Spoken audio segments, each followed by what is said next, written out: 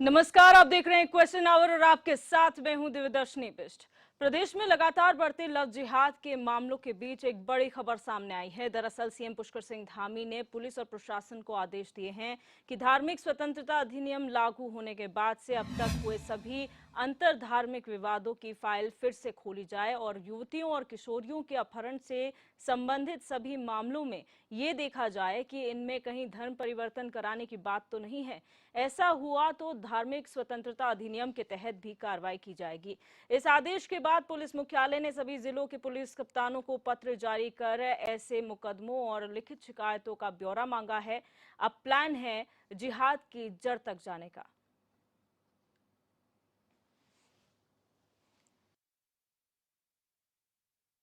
जो 363, 366 IPC cases में जो inter community inter religious LOP या किडनैपिंग का मुकदमा लिखा गया है, उस मुकदमा को मॉनिटर किया जाएगी, उसे एनालाइज किया जाएगी कि इसमें कोई धर्मांतर से रिलेटेड कोई उस कानून है उससे कोई उल्लंघन तो नहीं है, ये परीक्षण किया जाएगा ताकि यहाँ पर हमारा प्रदेश में शांति व्यवस्था बनाए रहे। उत्तराखंड धर्म स्वतंत्र अधिनियम 2018 के तहत कई सारा प्रोविजंस है, प्रोसीजर है धर्म बदलने के लिए, तो उस पर कहीं पे भी उल्लंघन होता, हमारे पास कोई कंप्लेंट आता, उस एक्ट के तहत कार्रवाई की जाएगी।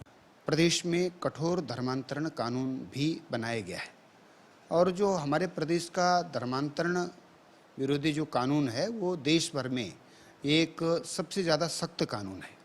तो इससे साफ है कि अपने प्रदेश के मुख्यमंत्री जी की मंशा साफ है, दिशा भी साफ है और जो कर्तृत्व है वो भी साफ है प्रदेश के अंदर, क्योंकि हमारा उत्तराखंड एक शांतिप्रिय प्रदेश है। यहाँ किसी प्रकार की कोई इस प्रकार की अराजक कोई इस प्रकार की घटनाएं ना हों, इसके लिए सरकार पूरी तरह से संवेदनशील है। पिछले 5 सालों में जो इस प्रकार की गतिविधियां बढ़ी हैं, ये फाइल खोलने का दोबारा इस पर जांच करने का जो निर्णय है, इससे बहुत सारी घटनाएं साफ होंगी, बहुत सारी जो गतिविधियां इस तरह की हुई हैं उस पर भी जो है रोक लगेगी इससे। मुझे लगता है कि अगर नीतिगत निर्णय है और बिना किसी पक्षपात के है तो इसका विरोध नहीं करना चाहिए, और अगर विरोध करेंगे तो सभी समाज करेंगे। और जो वस्तु स्थिति है, अगर ऐसा है कि बहला फुसला के कोई लालच दे के ऐसे कोई हुआ है, तो मुझे लगता है उसमें अगर लड़की की सहमति नहीं है या लड़की किसी धोखे में अपने पाती है तो उस पर एक्शन ले सकती सरकार, लेकिन उसमें कोई पक्षपात नहीं होना चाहिए। तो जो आज की बात हुई वो भी इसी पे हुई है। कड़े निर्णय में जो सौहार्दपूर्ण वातावरण बनाने के लिए होंगे उसमें हम आपके साथ खड़े होंगे, आपके हाथ मजबूत करेंगे। देखिए, प्रदेश के अंदर जो कानून व्यवस्था की स्थिति आज बिगड़ी हुई है और प्रदेश में कानून व्यवस्था नाम की चीज नहीं आ रही है। लगातार महिला अपराधों की संख्या बढ़ रही है और आप अगर अन्य अपराध भी देखें, चाहे वो हत्या है, अपहरण है, बलात्कार है, लूटपाट की घटनाएं आम है। कांग्रेस पार्टी लंबे समय से इन सवालों को उठा रही है, लेकिन अब 2024 के लोकसभा चुनाव सिर पर है। भारतीय जनता पार्टी की प्रचंड बहुमत वाली सरकार राज्य में है और ध्रुवीकरण की कोशिशें लगातार सरकार कर रही है। अब 5 साल पहले हुए विवाहों की फाइलें भी आप जो है पलटेंगे और फिर से जो है राज्य में आप माहौल बनाने का प्रयास करेंगे। अगर कहीं गलतियां हुई 5 साल पहले से, अगर आप समझ रहे हैं कि कानून का उल्लंघन हो रहा था, अपराध हो रहे, तो ये सरकार कहाँ सोई हुई थी? पुलिस प्रशासन और इंटेलिजेंस कहाँ सोया हुआ था? अब आपको याद आ रही है कि जो है किसी का विवाह गलत तरीके से हो गया, तो निश्चित तौर पर जो अपनी गलतियां हैं, अपनी विफलताएं हैं सरकार की और प्रशासन की, उसको छुपाने के लिए जो है नित्य नए प्रपंच रचना ही इनका मकसद रह गया है। देखिए, लगातार जिस तरह से लव जिहाद के मामले प्रदेश में सामने आ रहे थे, एक सामाजिक सौहार्द जो है वो बिगड़ता हुआ नजर आ रहा था। वहीं अब बात करें धामी सरकार की, तो एक बार फिर सख्त होते हुए एक नया प्लान तैयार किया गया है। अब 5 साल पहले जितने भी अंतर धार्मिक जो विवाद हुए थे उनकी फाइल दोबारा से अब खोलने को कहा गया है और ये देखने को कहा गया है कि जो मामले यहाँ पर चाहे किडनैपिंग के हों, चाहे बदसलूकी के मामले हों जो रजिस्टर्ड हुए हैं युवतियों के खिलाफ या महिलाओं के खिलाफ, उनमें कहीं लव जिहाद का एंगल तो नहीं है, कहीं धर्मांतरण तो नहीं कराया गया है। अगर ऐसा होगा तो जो धर्मांतरण कानून बनाया गया है इस प्रदेश में, उसके तहत ये कार्रवाई जो है लोगों पर की जाएगी और 5 साल की फाइल खुलेगी तो वो तमाम प्रदेश के अलग अलग जिलों में खोली जाएगी, जिसको लेकर पुलिस मुख्यालय ने सभी जिलों के पुलिस कप्तान को ये निर्देशित कर दिया गया है कि आप इन 5 सालों के जितने भी फाइलें हैं, ब्यौरा जो है वो सामने रखें और ये बताएं कि आखिर यहाँ पर जो मामले सामने आए हैं युवतियों के खिलाफ, महिलाओं के खिलाफ जो अपराध हुआ है उसमें कहीं धर्मांतरण का एंगल तो नहीं है, और अगर ऐसा होता है तो फिर उसके तहत ही जो धार्मिक उन्माद फैलाया जा रहा है उसको कैसे कंट्रोल किया जाएगा। ये मकसद पूरा यही है कि आखिर जड़ क्या है, जो लव जिहाद की बात की जाती है उसकी जड़ क्या है वो पहचानने की कोशिश अब सरकार करने जा रही है, और इसी को लेकर एक प्लान तैयार किया गया है। पत्र पुलिस मुख्यालय ने सभी जिलों के कप्तानों को भेज दिया है और ब्यौरा मांगा है। इसी बीच जो है एक क्लैरिफिकेशन नोट भी पुलिस प्रशासन की तरफ से जारी किया गया है कि कई खबरें ऐसी हैं जो मीडिया में सरफेस कर रही हैं अफवाह के तौर पर, उन पर ध्यान नहीं दिया जाना चाहिए। और जो ये लव जिहाद का एंगल दिया जा रहा था कि सिर्फ लव जिहाद का मैटर है या धर्मांतरण का मैटर है, ऐसा नहीं है। जितने भी विवाद हुए हैं, जो अंतर धार्मिक विवाद हुए हैं, उनकी फाइलें अब खोली जाएंगी। और सवाल यहाँ पर अब पुलिसिंग पर उठता है, किस तरीके से यहाँ पर केसेस रजिस्टर हुए हैं, कितने केसेस रजिस्टर हुए हैं, क्या कार्रवाइयां उनमें हुई हैं, हुई भी हैं या नहीं हुई हैं, और अगर हुई हैं तो क्या उनमें धर्म परिवर्तन वाला एंगल पर माफ कीजिएगा जांच हुई है या नहीं।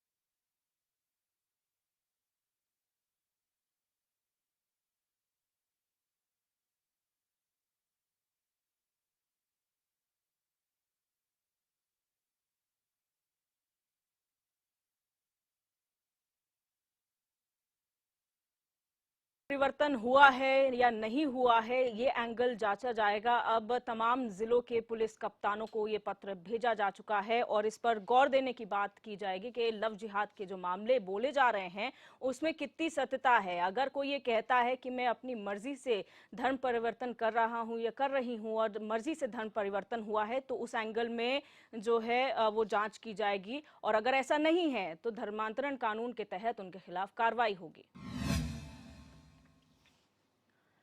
और आज इसी मुद्दे पर हम चर्चा करेंगे। सभी मेहमान हमारे साथ जुड़ चुके हैं, उनका इंट्रोडक्शन आपसे करा देते हैं। हमारे साथ सचिन गुप्ता जी बीजेपी प्रवक्ता जुड़ चुके हैं, आशीष नौटियाल जी कांग्रेस प्रवक्ता जुड़ चुके हैं, स्वामी आनंद स्वरूप अध्यक्ष शंकराचार्य परिषद के हमारे साथ लाइव जुड़े हुए हैं, फिलहाल फोनों पर हैं। वहीं नईम अहमद जी हैं, मुस्लिम चिंतक हैं, वो भी हमारे साथ फोन लाइन पर जुड़ चुके हैं। आप सभी मेहमानों का इस चर्चा में जुड़ने के लिए बहुत बहुत स्वागत है। सबसे पहले सचिन गुप्ता जी आपके पास आऊंगी। जो सौहार्द बिगाड़ने की कोशिश इस प्रदेश में हो रही थी, अब क्या प्लान है? पहले आप लोगों ने महापंचायत जो हो रही थी उसे तो आपने खत्म करवा दिया है और एक संदेश देने की कोशिश की कि कोई भी माहौल बिगाड़ेगा तो बख्शा नहीं जाएगा। अब प्लान दूसरा है, अब आप 5 साल पहले की फाइलें खंगाल रहे हैं। आखिर क्या मैसेज देना चाहते हैं, क्या कार्रवाई होगी इसके तहत? देखिए दिव्यदर्शी जी, पहली बात तो जो महापंचायत की बात हो रही थी या जो भी उत्तरकाशी में प्रकरण हुआ वो वहाँ के स्थानीय जनता का विरोध था। स्थानीय जनता के साथ सालों साल से, क्योंकि जो व्यक्ति विशेष समुदाय के जो लोग थे वो खुद बोल रहे थे कि हम लोग काफ़ी वर्षों से यहाँ पे बड़े सौहार्दपूर्ण में यहाँ के वातावरण में जो है अपने व्यवसाय कर रहे थे, अपने परिवार पाल रहे थे। लेकिन आज ये स्थिति उत्पन्न हुई, स्थिति भी उत्पन्न उसी ही एक विशेष समुदाय के लोगों की तरफ से हुई। जब हमारे वहाँ के उत्तरकाशी के वहाँ के सामान्य लोगों को जब ये लगा कि इस तरीके का ये लोग यहाँ प्रकरण कर रहे हैं या इस तरीके के जाल बिछाने का काम कर रहे हैं, स्वाभाविक है अपने बच्चों के लिए चिंता हर किसी को होती है। और वहाँ पे उन्हें लगा कि ये घटना दोबारा न हो, तो उसको एक विरोध बड़ा प्रदर्शन हुआ और उसको लेकर जो है सरकार ने उस पर पूरी नज़र बना के रखी और सरकार ने पूरा प्रयास करा कि अब ये जो है सौहार्दपूर्ण वातावरण वहाँ बना रहे। आज की स्थिति यह है कि जब सरकार के पास ये सारे विषय गए कि पहले भी ये कई केस ऐसे हुए हैं, कई बार मुकदमे भी दायर हुए हैं, मुकदमों के बाद उस पर कोई कार्रवाई कई बार नहीं हो पाई, या केवल अगर मैं कहूँ कि जिस प्रकार से जो है हम कोई रिपोर्ट दर्ज कराने गए कि हमारी बिटिया जो है अपहरण कर लिया गया है और फिर जब उसे वापसी लाए गए तो जो है दोनों में बिठा के समझौता कर दिया कि चलो भाई इनसे इनका विवाह कराते हैं। बाद में विवाह कराने के बाद उसका जो है धर्मांतरण करा दिया या फिर जो है उसे सहमति से जो है उससे विवाह हो गया और जो है लड़की परिवार में दूसरे परिवार में चली गई। तो ऐसे कई सारे केस है, कई में चार्जशीट लग गई, कई में इस प्रकार से सामने देखने में आया है कि रिपोर्ट दर्ज हुई है, उसके बाद जो है वो मुद्दा आगे चला, उसके बाद वो ठंडे बस्ते में चला गया। तो ये देखिए लॉ एंड ऑर्डर का विषय है और निश्चित रूप से जो है जो ऐसे परिवार जिन्हें लगता है कि हम कहीं ना कहीं जो है हमारे को न्याय नहीं मिला है, तो ये उन लोगों को भी जो है न्याय मिलेगा। इसलिए किसी भी व्यक्ति विशेष को या समुदाय को डरने भय में रहने की जरूरत आवश्यकता नहीं है। सरकार सबके साथ है और निश्चित रूप से जो है सभी को इस लोकतंत्र में जो है, देश के लोकतंत्र में सभी को जो है न्याय मिलना चाहिए। और अगर न्याय मिल रहा है इसके माध्यम से, तो मुझे लगता है कि किसी को भी जो है इसमें नाराजगी या चिंता करने की आवश्यकता नहीं है। बिल्कुल। आशीष नौटियाल जी, आपका क्या वक्तव्य है इस मामले पर, खासतौर पर जहां पर पुलिसिंग की बात हो या फिर पुराने मामलों पर दोबारा जांच करने की हो, जड़ तक पहुंचने की हो? देखिए मैडम, ये अपने जो हमारे धामी जी हैं, ये पूरी तरह से उत्तराखंड की जनता को गुमराह करने का काम कर रहे हैं। आप बताएं, क्या राज्य में कोई और मुद्दे नहीं बचे? राज्य में स्वास्थ्य क्षेत्र में आप काम नहीं कर पाए, शिक्षा में नहीं कर पाए, आप रोजगार नहीं दे पाए, आप कुछ भी काम नहीं कर पा रहे हैं, तो आप कहीं ना कहीं से आप गलत तरीके से राजनीति कर रहे हैं। और देश और राज्य को, ये भाजपा का चरित्र है, जब ये लड़ाई करवाते हैं, जब ये दंगे करवाते हैं, तो इनको इसका फायदा मिलता है। इसी कारण से ये लोग आज, आप जो उत्तरकाशी वाला इतना विवाद जो बढ़ा है, ये बढ़ा नहीं, से बढ़ाया गया है, क्योंकि इनको बढ़ाने में मजा आता है। इनको जब लड़ाई झगड़े दंगे होते हैं तो इनको मजा आता है। तो इन लोगों का कैरेक्टर ही ये है। और मैं तो बड़ा निवेदन करूंगा हाथ जोड़ के भाजपा वालों से कि राज्य को और देश को गलत रास्ते पर ले जाओ। अभी आज एक बयान मैं सुन रहा था, किसी मोमडन ने दिया है कि हमने भी चूड़ियां नहीं पहनी है। क्या राज्य और देश, क्या हमारे युवा पढ़ लिख कर इसी ओर जा रहे हैं? क्या हम पाकिस्तान की ओर जा रहे हैं? जिस तरह पाकिस्तान कट्टरपंथी में मारा गया, आज पाकिस्तान का हालत देखो, खत्म हो चुका है। क्या आप हमारे देश का हाल भी वही करना चाहते हैं? जो भी देश और राज्य इस तरीके की चीजों में पड़ता है, वो निश्चित ही बर्बाद होता है।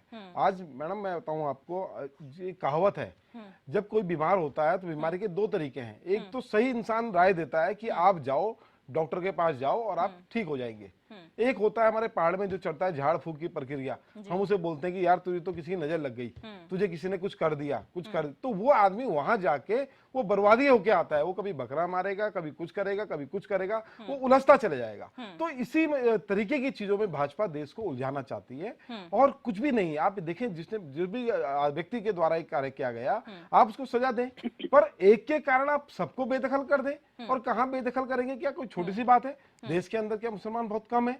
और वो कहाँ के हैं? हिंदुस्तान के ही तो हैं। अच्छा, इनको यहाँ उत्तराखंड के अंदर आज की बात करते हैं, बाहर के इतने लोग आ गए हैं, इतने लोग पनप रहे हैं, ये पनपने दे रहे हैं। आप आईएसबीटी के नीचे देखें, पुल के नीचे इतने सारे लोग बैठे हैं, वो रात को वहीं सोते हैं, रहना खाना उनका वहीं होता है। क्या इनको नजर नहीं आता ये लोग कौन है, कहाँ से आए? आप देखिए दरसलाल चौक में, घंटा घर में, देहरादून में अगर आप जाते हैं तो पेन लेके कुछ करके भीख मांगने का कार्य कर रहे हैं, गाड़ियों वालों को परेशान कर रहे हैं। वो लोग यहाँ के नहीं है निश्चित ही, वो लोग बाहर के हैं। क्या इनको पकड़े पूछा नहीं जा सकता कहाँ के हैं? यही लोग आके सारे दंगे करते हैं, यही लोग सब कार्य करते हैं। भारतीय जनता पार्टी पूरी तरह से जनता को गुमराह करने का कार्य कर रही है। इस तरह से नफरत से देश नहीं चलता, देश मोहब्बत से चलता है।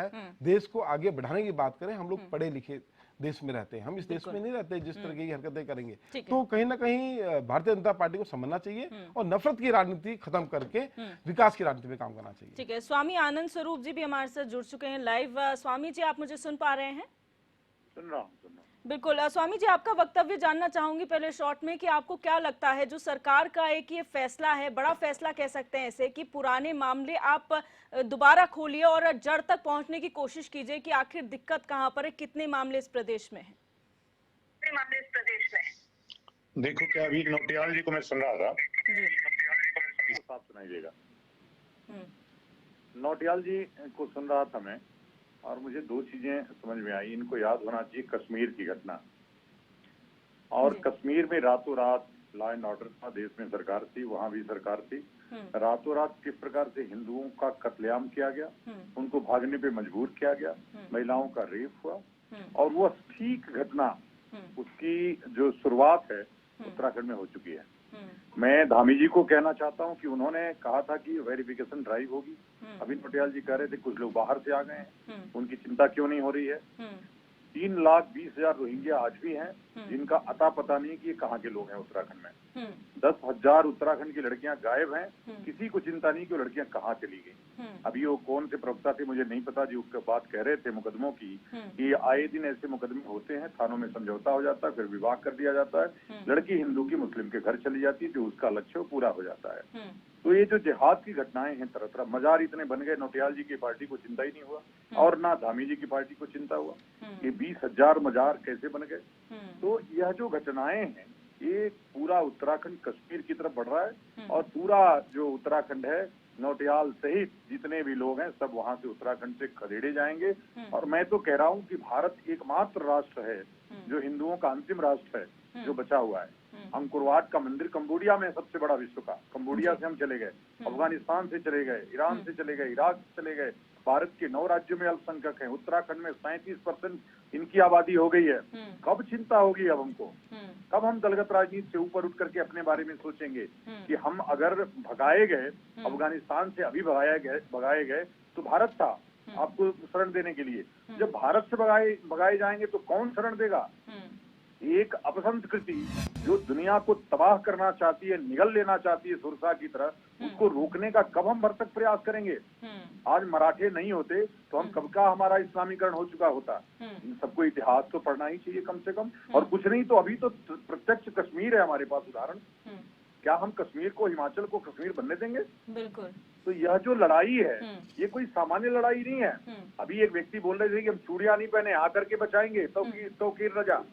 तौकीर रजा हमेशा हिंदुओं को धमकाते रहते हैं, मुस्लिम युवाओं को उकसाते रहते हैं, हिंदुओं को मारो काटो। आखिर मार काट कौन रहा है? कश्मीर में कौन मार खा रहा है, कौन काटा जा रहा है, किसको आधार कार्ड देख के गोलियां मारी जा रही हैं?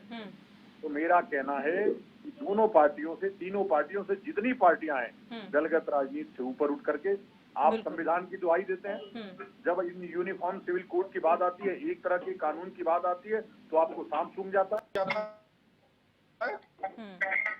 जिस लोहिया ने कहा था सदन में कि एक देश में 2 तरह के कानून नहीं हो सकते हैं, लेकिन 2 तरह के कानून हैं आज। यह देवभूमि है, हिंदुओं की भूमि है। जिस प्रकार से मुसलमानों के लिए मक्का है उसी तरह से हिंदुओं के लिए उत्तराखंड है। यह संरक्षित होना चाहिए और गैर हिंदुओं का प्रवेश पूरी तरह से वर्जित होना चाहिए। बिल्कुल। हरीश मेखुरी जी वरिष्ठ पत्रकार भी हमारे साथ फोन लाइन पर जुड़ चुके हैं। हरीश मेखुरी जी, आपका वक्तव्य जानना चाहूंगी मैं कि उत्तराखंड में और पूरे देश में भी जो चीजें उभर के आ रही हैं, तो संविधान की भाषा में कहें तो इनको सांप्रदायिक कहा जा सकता है, सांप्रदायिक रंग कहा जा सकता है।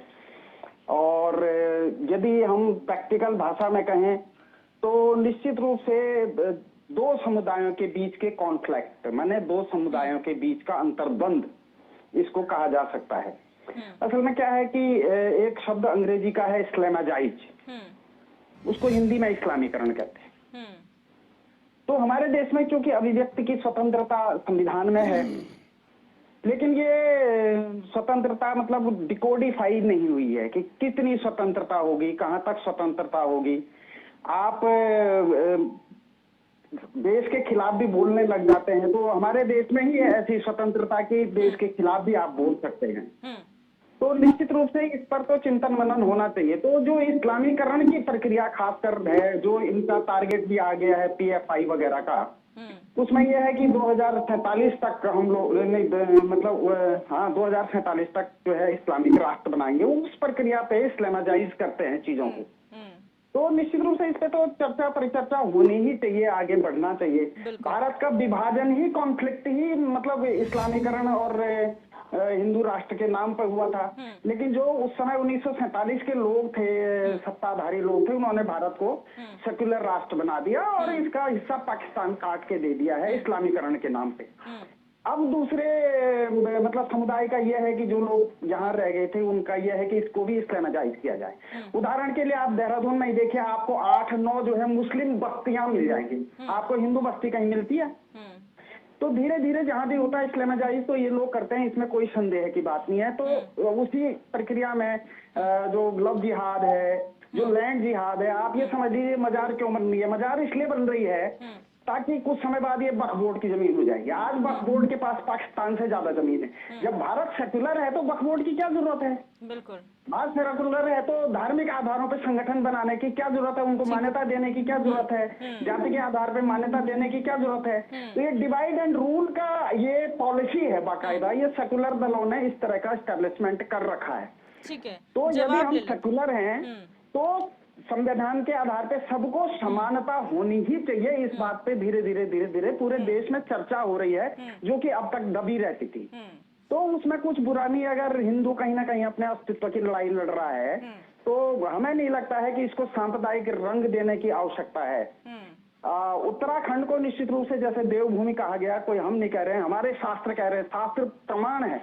हम कोई 1400 साल पुरानी या 2000 साल पुरानी सभ्यता नहीं है। भारत मतलब हजारों करोड़ साल पुरानी है। अष्टाविंशतितमे कलियुगे कलि प्रथम चरण है जब हम बोलते हैं तो 38 नील वर्षों का इतिहास है हमारे देश का। पूरे दुनिया में एक जमाने में मतलब भारत की सभ्यता का राज था। धीरे धीरे सिमटते हुए आज देवभूमि में थोड़ी बहुत बची थी, उस पर भी नजर है। तो हम संविधान की दुहाई देते हुए ये नहीं कह सकते हैं कि ये सांप्रदायिक हो गया, ये गैर सांप्रदायिक हो गया। इस्लामाइज तो कर ही रहे हैं, उसमें कोई किसी को शक ही नहीं है। जवाब ले लेते हैं सर, जवाब ले लेते हैं। सचिन जी, जिस तरीके से धर्मांतरण कानून की बात की गई है, धर्मांतरण कानून सब धर्मों के लिए बनाया गया है। कोई भी अगर हिंदू से मुस्लिम कन्वर्ट होता है या मुस्लिम से हिंदू कन्वर्जन किया जाता है बाय फोर्स, तो उस पर यह कानून लागू किया जाता है। अभी क्योंकि लव जिहाद के मामले इतने ज्यादा प्रदेश में आए हैं, तो शायद ये देखा जा रहा है कि कौन सी लड़की जो जिसका किडनैप हुआ है या ऐसी कोई वारदात उसके साथ हुई है, उसका धर्म परिवर्तन तो नहीं कराया गया है। यही बात निकलकर सामने आई है। लेकिन सर एक मिनट, सवाल मेरा ये है कि अगर कोई हिंदू लड़का ऐसा करता है तो क्या उसके खिलाफ भी कार्रवाई होगी, वो जांच भी बैठेगी? देखिए दिव्यदर्शनी जी, बहुत सुंदर सवाल आपने आज किया है। और निश्चित रूप से अभी कांग्रेस ने कहा कि हम सौहार्दपूर्ण वातावरण खराब कर रहे हैं या हमने इस तरीके का जो है कोई इनका कहना है, ये आरोप लगा रहे हैं भारतीय जनता पार्टी पे। लेकिन मैं कहता हूं कि आपको तो ये बातें बोलने का अधिकार ही नहीं है। जिस प्रकार से जो है कश्मीर से जो है हिंदू पंडितों को रातों रात जो है वहां से भगा दिया गया, उनकी महिलाओं के साथ, बहनों के साथ क्या क्या कृत्य किए गए पूरा देश जानता है। और आज तो जो है पिक्चर के माध्यम से, दी कश्मीर फाइल के माध्यम से एक एक व्यक्ति को पता चल गया कि क्या उसके पीछे रहा है। और तमाम इस तरीके की घटनाएं जो है इतने साल जो है कांग्रेस ने देश पे राज किया है, इतने सालों से एक प्रकरण चल रहा है। और मैं तो ये भी कहूंगा कि ये बहुत पुरानी कहावत है और हम लोग बोलते भी हैं, यदि कोई अलग गलत मंशा से हमारे घर के अंदर आ जाता है और उसने कुछ कृत्य ऐसे करते तो हम उसको बोलते हैं यार जिस थाली में खाया उसी में छेद कर दिया। तो अगर कोई इस मंशा से आ रहा है, जब आप भारत के अंदर रह रहे हैं, मैं उत्तराखंड की बात करता हूं, उत्तराखंड के नाम सौहार्दपूर्ण वातावरण के अंदर रह रहे हैं, लेकिन आप अपने पड़ोस में रहने वाली नाबालिग बच्ची के ऊपर गलत दिशा डालेंगे तो क्या हम जो वहां का समाज है, या मैं कहूंगा कि अगर वहां पे बैठा हुआ एक हिंदू समाज का व्यक्ति है, उसको लगे कि जबरन जो है मेरी बच्ची को बहलाने का फुसाने का काम कर रहा है, तो क्या वो बैठा हुआ चुपचाप देखता रहेगा या और कौन सी घटना का इंतजार करेगा? अभी आदरणीय स्वामी जी ने बोला है कि पूरे देश में जो है किस प्रकार से लव जिहाद और इस तरीके के प्रकरण चल रहे हैं, तो क्या इसे भी उस ओर धकेलने का इंतजार करना चाहिए? मैं धामी जी का धन्यवाद करता हूं, धामी जी को बधाई देता हूं कि धामी जी ने इसके ऊपर एक्शन लिया। और आदरणीय अभी स्वामी जी ने कहा कि 20,000 मजारे बन गए, तो अगर 20,000 मजारे बन गए हैं तो वो भारतीय जनता पार्टी के राज में नहीं बनी है। भारतीय जनता पार्टी के राज में उन अवैध मजारों को चिन्हित करके उनको हटाने का, उनको तोड़ने का प्रयास बनाया जा रहा है, उसको कटाया जा रहा है। और अगर आज मैं बोलता हूं कि आप पूरे देश के मैटर उठा के देख लीजिए, बताइए ना कहां पर कंप्लेन दर्ज हुई है कि हिंदू व्यक्ति ने जो है किसी अलग जाति की लड़की का जबरन धर्म परिवर्तन कराया। ये लगातार केस आ रहे हैं, ये लगातार केस एक ही समुदाय की तरफ से आ रहे हैं, इसलिए। और जिनका ये वोट बैंक है, ये केवल उन लोगों को जो है उनकी तरफदारी करना है। लेकिन कानून के तहत जो है भारतीय जनता पार्टी काम कर रही है, उसमें सबको समर्थन करना चाहिए और कानून का जो है कानून का सबको जो है सम्मान करना चाहिए। ठीक है, आंकड़ों की बात करते हैं। 2018 के बाद आप लोगों ने संशोधन किया था, ठीक है, जो आपका धर्मांतरण कानून है उसमें 10 साल की सजा हो गई थी और 50,000 से ज्यादा का जुर्माना हो गया था। लेकिन इन सालों में जो है अब तक 18 केसेस रजिस्टर हुए हैं, जिसमें पहले नंबर पर आता है देहरादून, राजधानी है इस प्रदेश की। आपका पूरा अमला पुलिस का यहाँ है, प्रशासनिक अमला यहाँ पर है, सब सरकार यहीं बैठती है, कैबिनेट यहीं बैठती है, फिर भी सबसे ज्यादा मामले यहाँ पे। दूसरा नंबर हरिद्वार, जो संत नगरी कहलाता है, जो धर्म नगरी कहलाता है, वहां पर दूसरा। पहाड़ से तो इक्का दुक्का मामले आ रहे हैं, तो फिर आप कैसे कहेंगे कि ये पहाड़ से ज्यादा और प्लेन से कम? मैं बताता हूँ आपको दिव्यदर्शनी, आज ये इस फाइलों को खोलने की जरूरत क्यों पड़ी?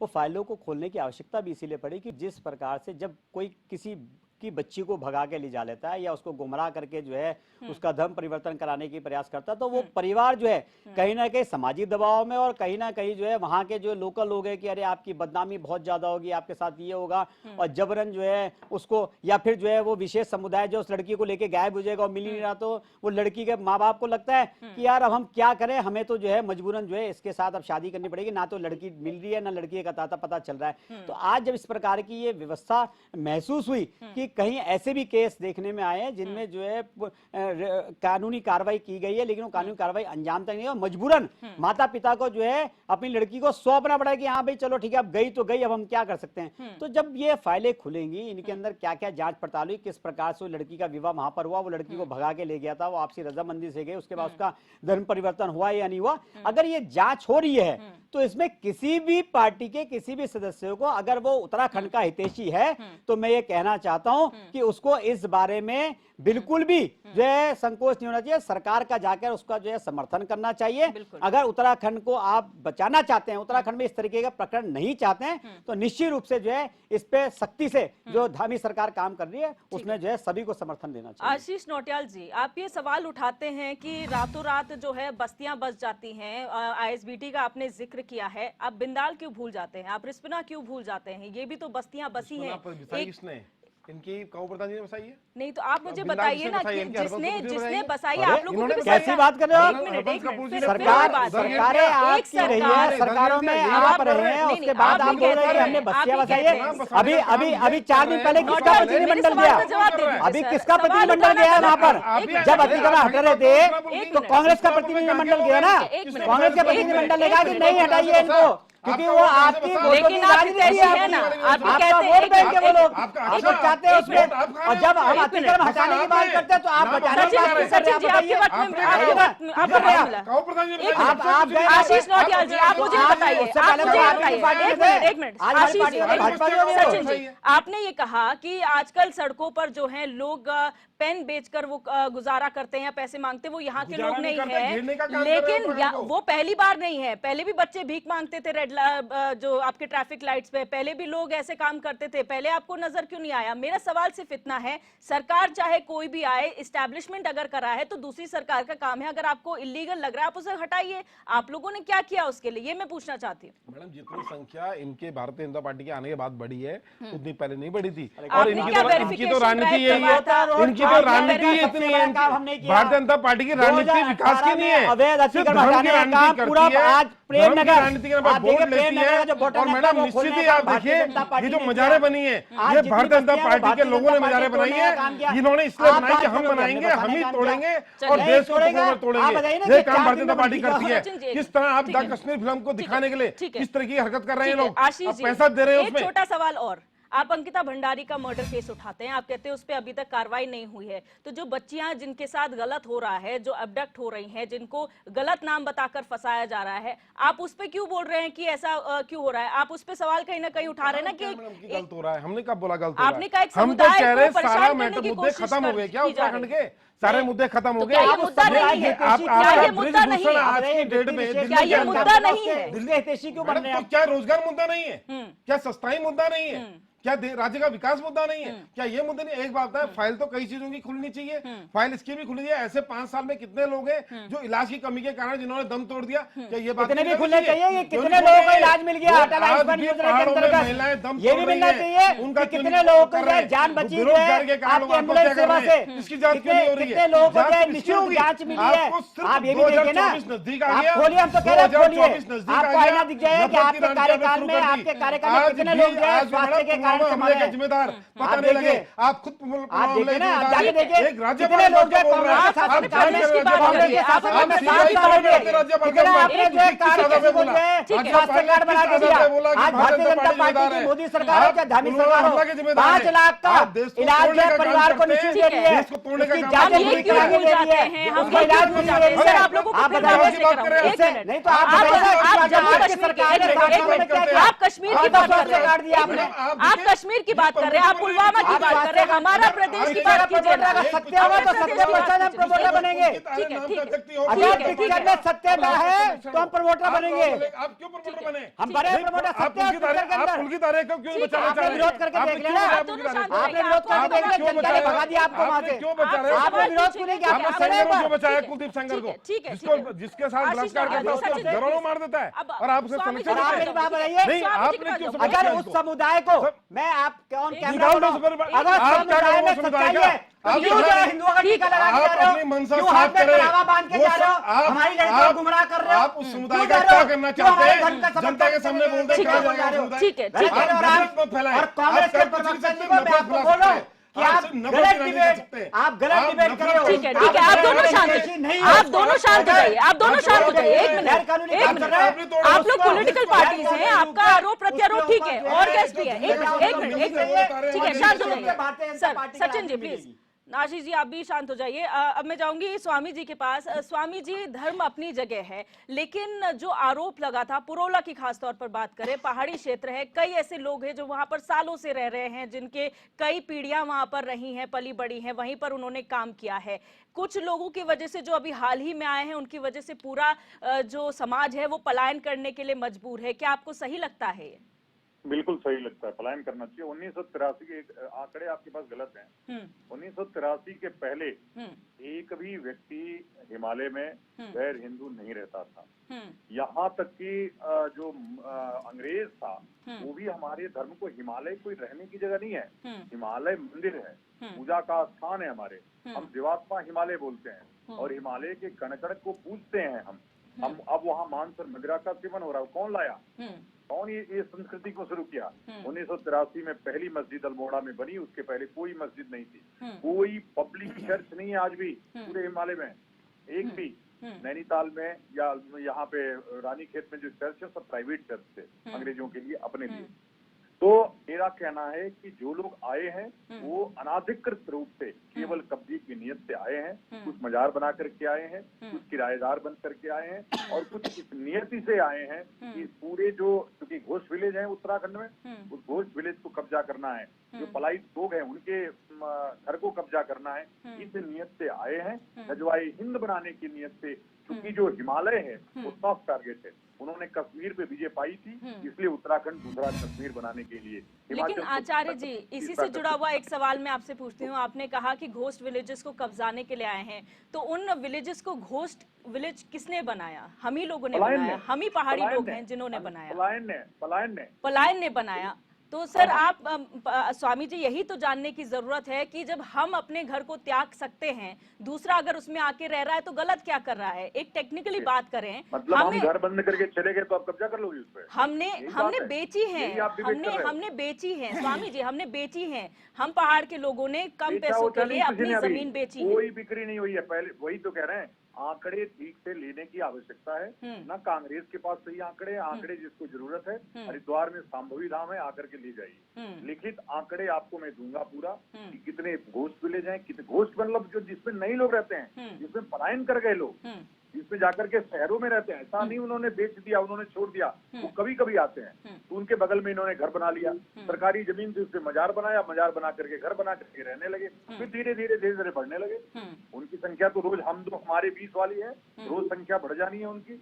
हमको बस इतना ही दोनों पार्टियों से कहना है कि आपको उत्तराखंड बचाने के लिए जिस प्रकार से आपने आंदोलन करके, सभी लोग आंदोलन में कितने मुसलमान थे जरा लिस्ट हमको जारी करना, आंदोलन करके जिस प्रकार से सर्वस्वी लोगों ने उत्तराखंड को बनाया है, वैसे ही इस देवभूमि को दलगत राजनीति के ऊपर उठ करके सभी दलों के लोगों को मिलकर के इस उत्तराखंड को बचाना होगा। आप ये मत सोचिए कि रोजगार कहाँ है, रोजगार सब हो जाएगा, सारे विकास हो जाएंगे। आप बचोगे तब तो, जब आप रहोगी नहीं तो किसके लिए रोजगार चाहिए? आप बिल्कुल इसके लिए चीजें चाहिए आपको। हरीश मेखुरी जी, आपने स्वामी जी को सुना। स्वामी जी एक धर्म के अनुयायी होते हुए ये बात कह रहे हैं, समझ में आता है, लेकिन पॉलिटिकल पार्टीज अगर ये सब कहें। दूसरी बात, अगर आप देखें, क्योंकि हम पहले भी डिबेट कर चुके हैं और यहाँ पर स्वयं सेविका आई थी, उन्होंने साफ तौर पर ये कहा कि जब मैं कहीं भी जाती हूँ मुझे प्लम्बर की जरूरत पड़ती है। हमारे समाज का एक प्लम्बर नहीं होता, मंडी से लेकर सलोन्स तक सब जगह मुस्लिम समाज के लोग हैं। अगर ये पलायन कर जाते हैं तो क्या हम पहाड़ के लोग उन जगहों को भरने में सक्षम हैं? क्या हम वो काम करें? करेंगे? बड़ा नहीं, सवाल। दिव्यदर्शनी जी, असल में जो हमने पढ़ाई स्टार्ट की है नई सो कॉल्ड जो कॉन्वेंट कॉलेज, मैं तो इनको कन्वर्ट कॉलेज कहता हूँ, आधे ईसाई बन चुके हैं। तो जो ये अंग्रेजी मीडियम पढ़े लिखे लोग हैं, सबसे पहला काम यही हुआ कि जो हमारे पैतृक पैसे थे, लोहारी थी, तेली थे, कोली थे, वो पैसे छिन गए हैं हमारे हाथ से। व्हाइट कॉलर जॉब हमको चाहिए, तो अब ये पैसे कोई ना कोई तो करेगा ही, तो जिसने करने थे वो कर दिए। पैसे से हमें कोई आपत्ति नहीं है, हम नहीं करेंगे तो दूसरा करेगा, उसकी आवश्यकता है, प्लम्बर की आवश्यकता है, बिजली वाले की आवश्यकता है, तो जो कर रहा है वही तो करेगा काम। तो सवाल यह है कि जो हमारी शिक्षा पद्धति है, जो अंग्रेजी शिक्षा पद्धति लॉर्ड मैकाले ने हम पे थोपी और हमारे रोजगार छीने, हमारे रोजगार को हेय बताया, पहले मतलब मुगलों के आक्रमण से पहले, अंग्रेजों लुटेरों के आने से पहले हमारे देश में जाति व्यवस्था थी ही नहीं, वर्ण व्यवस्था थी। वर्ण का मतलब होता है कार्यों को वर्ण करना, जो जिस पेशे का वर्ण करेगा उसका स्पेशलिस्ट हो जाएगा। आज भी अगर नाई है तो वो बाल बनाने का एक्सपर्ट है, जो लोहार है वो लोहे के काम करने का एक्सपर्ट है, जो पोथी पढ़ता है वो पोथी का एक्सपर्ट है। तो हमारे यहाँ एक्सपर्टीज होती थी, वर्ण उसको कहते थे, उसमें छोटा बड़ा का भेद नहीं था। ये छोटा बड़ा का भेद जो है मुगल आक्रांताओं के आने बाद, अंग्रेज लुटेरों के आने के बाद स्टार्ट किया गया। भारत को कास्ट में डिवाइड किया गया। कास्ट हमारा हिंदुस्तान का, हिंदुओं का कोई मतलब वही नहीं है, सिस्टम ही नहीं है। हमारे तो वर्ण व्यवस्था थी, 4 वर्ण थे, तो वो वर्ण जो है कार्यों के वर्ण करने के आधार पर थे। जैसे हम कन्या वर्ण करते हैं वैसे कार्यों का वर्ण था। तो अब वो तो समाप्त हो गया है अंग्रेजी शिक्षा पद्धति के आने के बाद।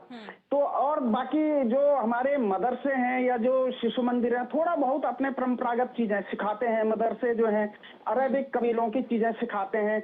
जो हमारे गुरुकुल थे वो भारतीय कल्चर को सिखाते हैं। गुरुकुल धीरे धीरे धीरे धीरे सिमटते गए। आजादी के समय हमारे यहाँ 8 लाख गुरुकुल थे, आज 8,000 नहीं बचे हैं। आजादी के समय हमारे यहाँ पे मुश्किल से गिन के 100-200 मदरसे थे। पहले शिक्षा मंत्री अरब से लाए गए हमारे, उन्होंने करीब करीब इस्लाम जायज करने में, शिक्षा का इस्लामी जायज करने में, मुगल आक्रांताओं को महान बताने में बड़ी भूमिका निभाई और उसके लिए बाकायदा उनको जो है भारत रत्न भी दिया गया। तो अब हम ये कह रहे हैं कि इस्लाम जायज आप रोक नहीं सकते हैं।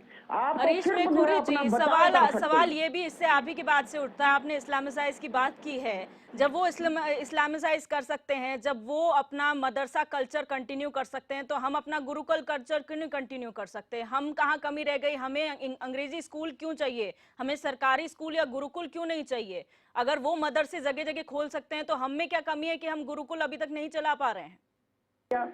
सिलेबस ही ऐसा डिजाइन किया गया, गुरुकुल समाप्त करने की पॉलिसी अपनाई गई ना, सरकार के लेवल पे षड्यंत्र हुआ। कोई मतलब ये नहीं हुआ कि अपना गुरुकुल भारतीयों ने छोड़े हों। आप ये समझ लीजिए, नालंदा था, तक्षशिला थे, 1-1 लाख 2-2 लाख विद्यार्थियों की कैपेसिटी के थे। विदेश के लोग पढ़ने आते थे।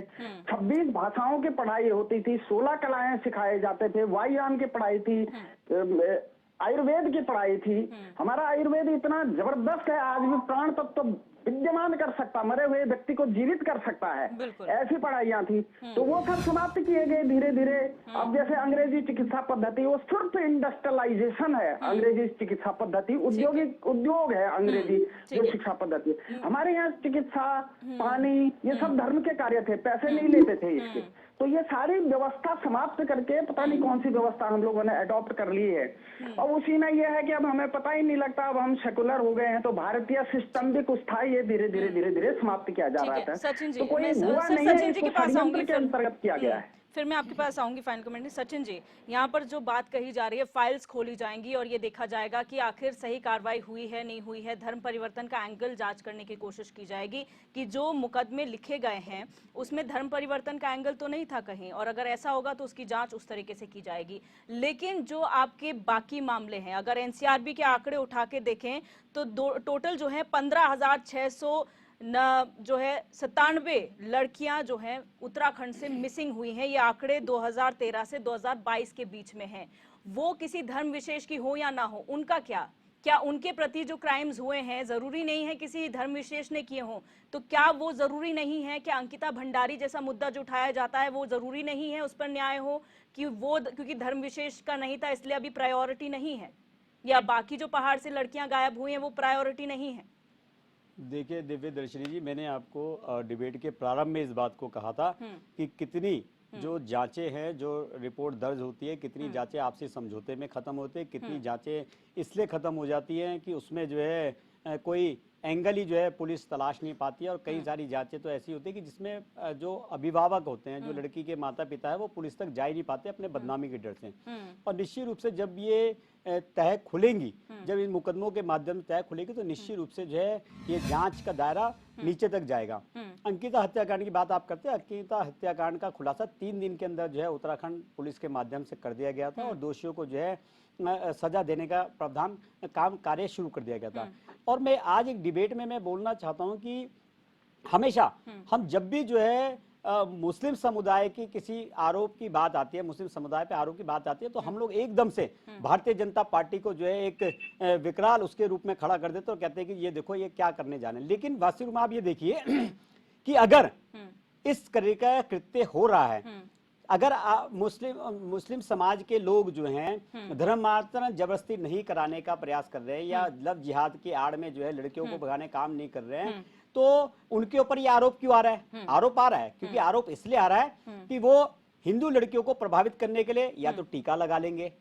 क्या आप मुझे बताइए, मैं कांग्रेस के प्रवक्ता साहब से पूछना चाहता हूं, क्या कभी मुस्लिम समाज के लोग जो है केसरिया टीका लगाते हैं? नहीं लगाते। क्या हमारा ये जो है कलावा जो हम हाथ में बांधते, मैं नहीं बांध रखा, शायद आपने भी आपके हाथ में बांधा हुआ, ये हमारे हिंदू समाज का प्रतीक है। ये हमारे को जो है लगभग आपको 99% लोगों में बंधा मिल जाएगा। लेकिन वो लोग केवल इस दिखावे के लिए पहनते हैं कि हम जो है जो हिंदू परिवार की बच्चे हैं, हम उनको ये समझा सकेंगे कि हम भी हिंदू हैं। तो क्या ये धोखा नहीं है? क्या ये एक बहुत बड़ी साजिश नहीं है? और जब ये साजिश की तरफ जब कोई भी सरकार जो है उंगली उठाती है, ये इनके खिलाफ जो है कार्रवाई करने की बात करते हो, तो आप कहते हो नहीं जी, आप तो एक व्यक्ति विशेष व्यक्ति समुदाय के पीछे पड़े हो। अगर साजिशन कोई काम करेगा, ठीक है, अगर कोई साजिशन काम करेगा, साजिशन हमारे घर में घुस के अगर जो है गलत काम करेगा, सोहागपुर से रह रहे, सरकार सबका साथ सबका विकास योजना लेके जा रही है। हम यही तो समझने की अगर आप कोशिश सरकार कर जो है रहे अटल आयुष्मान हैं। योजना आप भी पहाड़ों में रहते हैं, आप भी पहाड़ों में रहे हैं।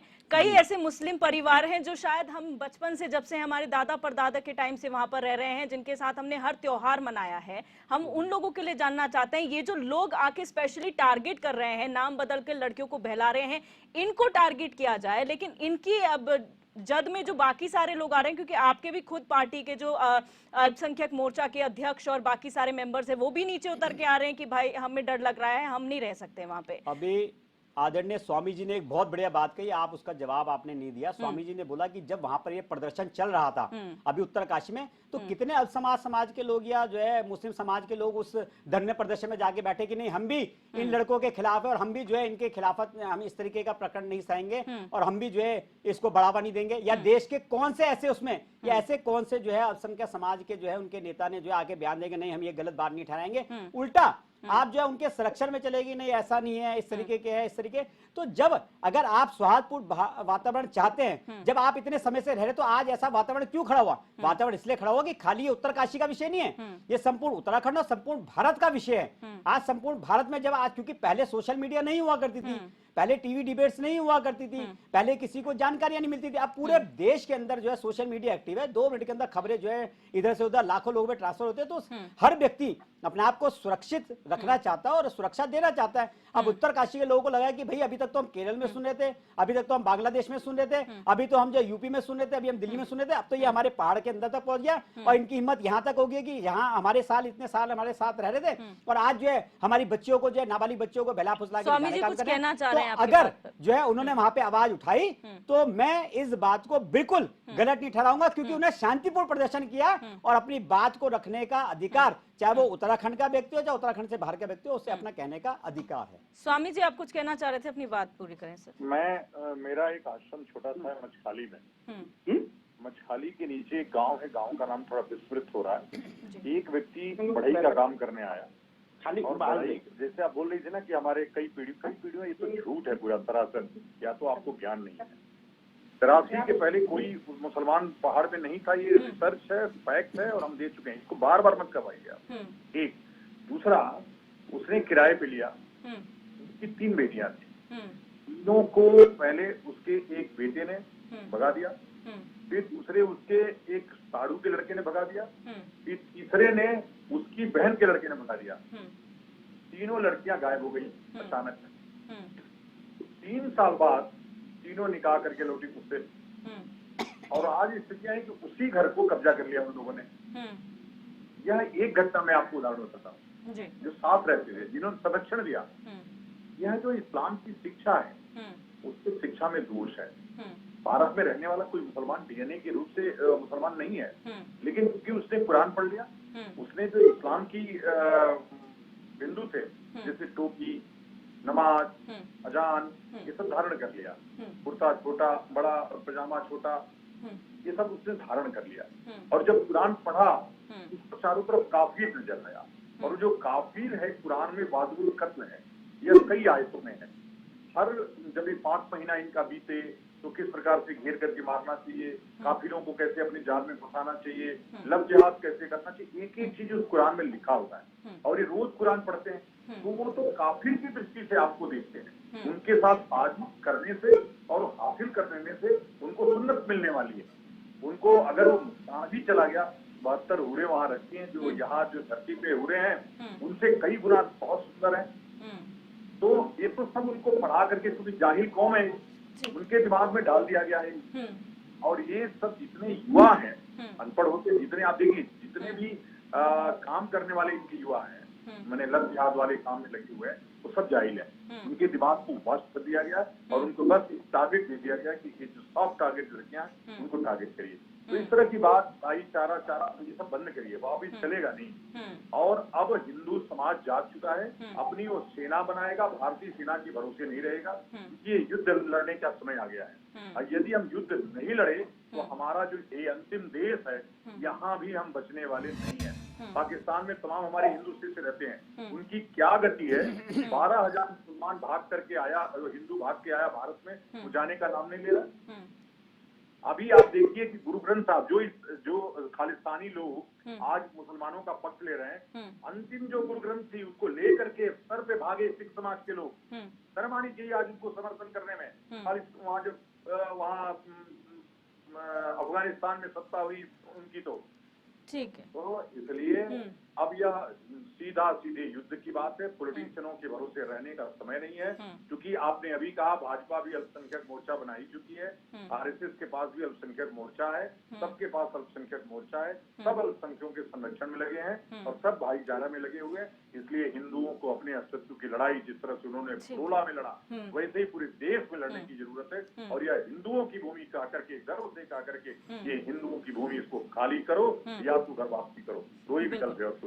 ठीक है, मैं फाइनल कमेंट की ओर बढ़ूंगी। हरीश मैकूरी जी, आपसे फाइनल कमेंट की शुरुआत करूंगी। आपको क्या लगता है, अब जब ये फाइलें खुलने जा रही हैं, 5 साल पुराने फाइलें, आपको क्या उम्मीद है इससे कि पूरे जो सबका साथ सबके विकास की बात की जाती है, उसके तहत यहाँ पर कार्रवाई देखने को मिलेगी? सबके मुद्दे जो हैं, तमाम लड़कियां जो जिनके साथ गलत हुआ है, किसी एक धर्म विशेष की नहीं, सबके साथ न्याय होगा? दिव्यदर्शन जी, असल में ये बहुत ज्वलंत सवाल है। निश्चित रूप से सही समय पे लिया गया सही स्टेप है। एक्चुअली जो हिंदू लड़कियां हैं वो धर्मांतरित या मतलब लव जिहाद में फंसती नहीं है, बल्कि फंसाई जाती है, ट्रैक की जाती हैं सोशल मीडिया, फोन वगैरह तमाम। अब तो इंटरनेट के माध्यम से लड़कों का भी धर्मांतरण हो रहा है। तो धर्मांतरण और घर वापसी में अंतर है। जो आप पहले हिंदू थे और वापसी हिंदू करते हैं, तो ये तो घर वापसी हुई। लेकिन अगर आप हिंदू हैं, किसी काल क्रम में 5 साल पहले, 10 साल पहले, 50 साल पहले आपको मुसलमान बनाया गया या ईसाई बनाया गया, तो उसको धर्मांतरण कहते हैं। तो धर्मांतरण और घर वापसी जो है, इसमें निश्चित रूप से हम तो भारतीय जनता पार्टी के प्रतिनिधि यहाँ बैठे हैं, उसमें फर्क अवश्य करें। वो घर वापसी को भी धर्मांतरण ना समझा जाए। और जो हिंदू लड़कियां ट्रैप हो रही हैं बाकायदा, उस पे कोई कारगर उपाय बनाया जाए। क्योंकि वो ट्रैप हो जाती तो उसको, जैसे हम लोग मछली फंसाने के लिए गदेरों में गोदा लगाते थे पहले की मछली ने उसी में फंसना है, वैसे ही हिंदू लड़कियों को भी फंसाया जा रहा है। निश्चित रूप से ये बड़ा षड्यंत्र है, इसको रोकने के शासन स्तर पर प्रयास होने चाहिए। बिल्कुल। आशीष नौटियाल जी, आपसे फाइनल कमेंट लेना चाहूंगे। अब आपको क्या उम्मीद है? आप लोग आरोप लगाते हैं और जवाब चाहते हैं अंकिता भंडारी जैसे हत्याकांड को लेकर, अब क्या उम्मीद लग रही है आपको? अगर कलावा पहन के कोई आदमी गलत काम करे, क्या वो सही कहलाएगा? आज हमने कलावा पहना, हम गलत काम करें, सही है? किसी भी गलत काम का कोई जात धर्म नहीं होता, गलत होता है और उसको पूरी सजा मिलनी चाहिए। और हमारे साथ आज आचार्य जी बैठे हैं, शंकराचार्य जी बैठे हैं। मैं चाहता हूँ आप भी शंकराचार्य जी, कोई सॉल्यूशन आप लोगों के पास तो होगा कि क्या करना चाहिए। आप लोग सॉल्यूशन बता सकते हैं, लेकिन मारकाट मचाना तो देश के अंदर मुझे नहीं लगता कि अगर आप मारकाट मचा के हम चाहते हैं कि देश को चलाया जाए तो ऐसे तो देश नहीं चलने वाला। देश तो देश की तरह चलेगा, विकास से चलेगा।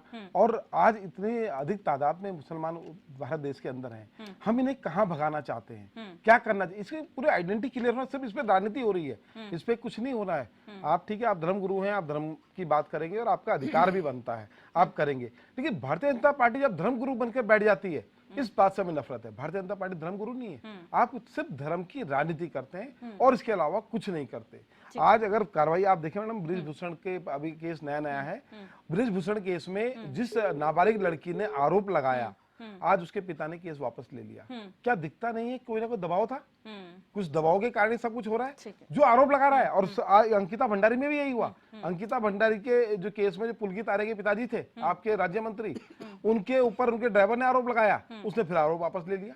अरे अब डरा धमका के किस तरह की राजनीति करना चाह रहे हैं और क्या कर रहे हैं? देश को मत तोड़ो, और आप पे अगर कोई सॉल्यूशन है तो जनता के सामने रखो और उसे करो। ठीक है, स्वामी जी आपके पास आऊंगी फाइनल कमेंट के लिए। आपको क्या लगता है इसके बाद, आपको क्या उम्मीद है? आपकी वक्तव्य हमने सुने हैं धर्मगुरु के तौर पर, जो ठीक है आपके लिहाज से, लेकिन अब सरकार, क्योंकि आपने गिव अप ही एक तरीके से कर दिया कि सरकारों से कुछ नहीं होगा, हमें करना पड़ेगा, लेकिन सरकार काम तो कर रही है, आपको क्या लगता है? नहीं, जो काम कर रही है वो अच्छा है, लेकिन कम है, इसको और बढ़ा के करना चाहिए। जो कानून बना है वो 10 साल की सजा का है, इसको आजीवन में बदलना चाहिए, ये आजीवन सजा का प्रावधान करना चाहिए। और जो लोग आती के बाद उत्तराखंड में बसे हैं आकर के, उनका वेरिफिकेशन होना चाहिए। जो बाहरी लोग हैं वो यहाँ से बाहर जाना चाहिए। जो यहाँ के स्थानीय लोग हैं, जैसा कि आप कह रहे हैं 3-4 पीढ़ियों से, उनके लिए कोई बात नहीं है, लेकिन वो भी अगर बदमाशी करें तो उनको पहाड़ से, देवभूमि से बाहर। बिल्कुल। सचिन जी, फाइनल कमेंट में आपसे लूंगी, क्योंकि आपकी सरकार काम कर रही है, एक नया प्लान लेकर आई है। कितना, कब तक लगता है आपको ये तमाम फाइलें जो हैं, कोई डेडलाइन आप लोगों ने तय की है प्रशासन को तेजी से काम करने के लिए?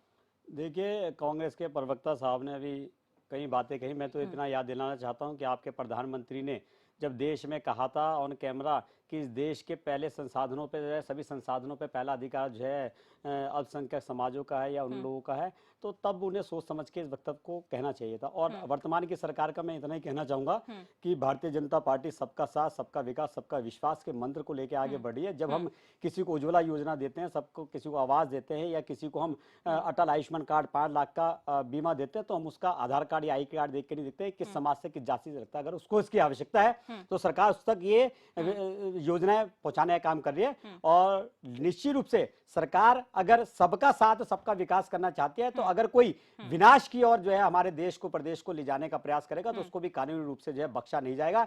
साधु संतों के आशीर्वाद से इतना कहना चाहूंगा कि ये देश परम वैभव की ओर आगे बढ़ रहा है, और कोई भी गलत दृष्टि रखने वाले को जो है ये सरकार माफ नहीं करेगी, चाहे वो किसी भी विशेष समुदाय से ताल्लुक रखता हो। ठीक है, आप सभी मेहमानों का इस चर्चा में जुड़ने के लिए बहुत बहुत शुक्रिया। आज की चर्चा थी जो 5 साल पुरानी फाइलें जो दोबारा खोली जाएंगी, और ये देखा जाएगा कि कहीं धर्मांतरण का एंगल तो नहीं है, लेकिन ये साफ तौर पर कहा जा सकता है कि देश है, ये कॉन्स्टिट्यूशन के हिसाब से चलता है, संविधान के हिसाब से चलता है, और कानून अभी भी कायम है। यही जो है सरकार संदेश देने की कोशिश कर रही है कि कानून है, कानून को हाथ में न लीजिए, क्योंकि पुलिस अपना काम कर रही है। और यही प्लान नया है कि आप पुराने सभी फाइलों को खोलिए और देखने की कोशिश कीजिए कि आखिर जिहाद की जड़ क्या है। फिलहाल क्वेश्चन आवर में मेरे साथ बस इतना ही। आप देखते रहिए HNN 24/7, जुनून सच दिखाने का।